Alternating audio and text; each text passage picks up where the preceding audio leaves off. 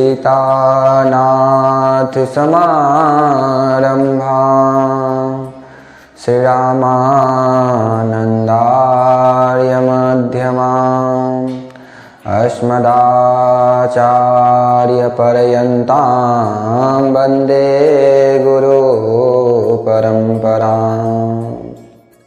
बोलिए सतगुरुदेव भगवान की जय, कृष्ण कन्हैया लाल की जय, बाके बिहारी लाल की जय। जय श्री राम। आप सभी भक्तजनों को आज एक बहुत ही विशेष बातें आप सभी को मैं श्रवण कराने आया हूँ। बहुत सारे संसार में लोग हैं जो भगवान के भक्ति करते हैं और प्रश्न यही सभी का रहता है कि हम भगवान की भक्ति कर रहे हैं तो हमें पहले से ज़्यादा कष्ट प्राप्त हो रहा है। ऐसा क्यों होता है? अधिकतर भक्तों का यही प्रश्न है कि जो आज कलयुगी व्यक्ति हो गए हैं, जो भगवान की भक्ति छोड़ चुके हैं, भगवान उसे अधिक से अधिक आगे बढ़ा रहे हैं और हम भगवान के शरण में रह रहे हैं तो हमें भगवान कष्ट दे रहे हैं। तो भगवान हमें उनके जैसा आगे क्यों नहीं बढ़ा रहे हैं? भगवान हमें कष्ट क्यों दे रहे हैं?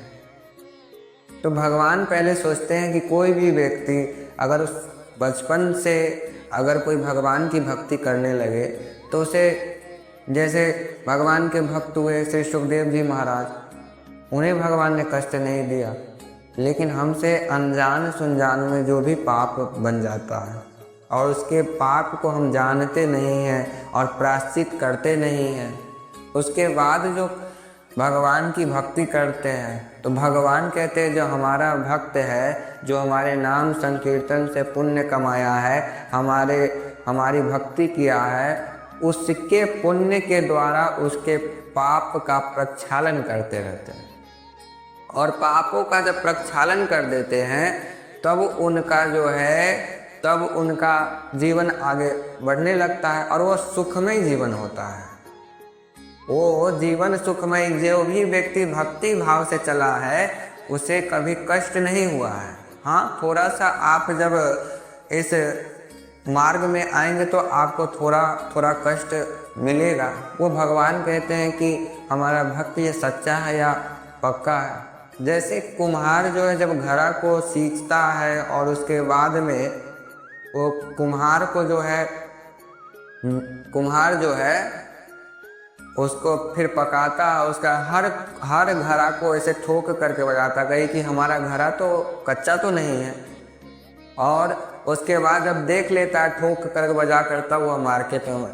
उसी प्रकार भगवान भी कहते हैं कि हमारा भक्ति करने वाला जो है, भक्त जो है, हमारा परम स्नेही जो है, कहीं यह ठीक से इस मार्ग में प्रवेश किया है कि नहीं किया है। अधिकतर लोग जो है कलयुगी व्यक्ति को देख करके अपना कंपेयर कर लेते हैं।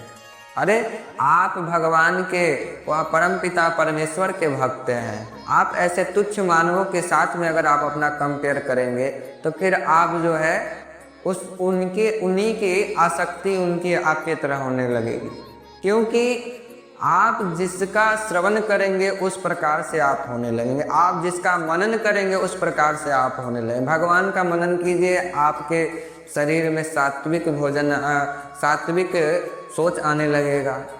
अगर आप चोरों का बार बार कहानी कहेंगे तो कहीं ना कहीं आपका जो मन है गंदगी उससे भर जाएगा और आप भक्ति मार्ग से विमुख हो जाएंगे।